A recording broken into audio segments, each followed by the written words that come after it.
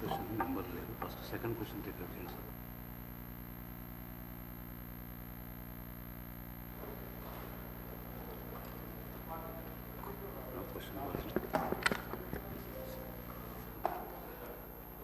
Now question number 1310. గౌరవ మంత్రి పొన్నం ప్రభాకర్ గారు. అధ్యక్ష, జవాబులు టేబుల్ చేసినాం అధ్యక్ష.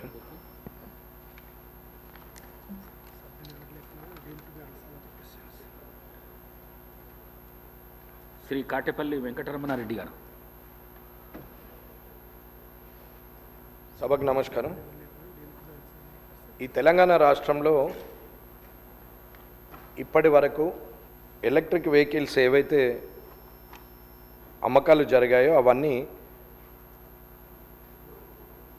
ఎన్ని వెహికల్స్ ఇప్పటి వరకు ఎలక్ట్రిక్ వెహికల్స్ వచ్చాయి, దాని మీద ఎటువంటి ఆలోచన ఈ ప్రభుత్వం చేసిందనే దాని మీద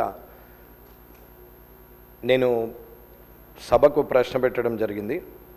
ఈ తెలంగాణ రాష్ట్రంలో మొత్తము 1,80,00,000 వరకు కార్ల సంఖ్య, అలాగే 23 లక్షల దాటింది.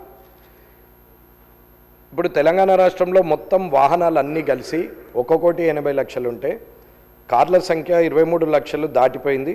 ప్రతి సంవత్సరం 9 లక్షలకు పైగా కొత్త కార్లు రోడ్డుపైకి వస్తున్నాయి.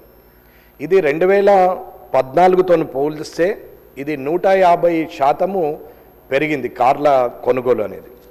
సరే, ఆర్థిక సామర్థ్యము, 10 ఏళ్ల కాలంలో అభివృద్ధి, లేకపోతే వారి స్వయం ఉపాధి వల్లనో వారి కష్టం వల్లనో వారి ఆర్థిక సామర్థ్యం పెరగడం వల్ల ఈ కొనుగోలు శాతం పెరిగిందనేది నిజం.